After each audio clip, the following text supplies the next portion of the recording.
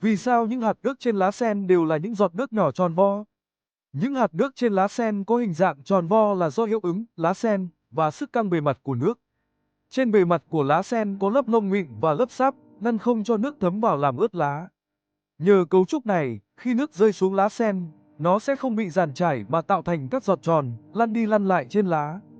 Sức căng bề mặt của nước cũng góp phần giữ cho giọt nước có hình cầu, vì ở trạng thái này, năng lượng bề mặt của giọt nước là nhỏ nhất. Khoa học tự nhiên thật thú vị phải không các bạn?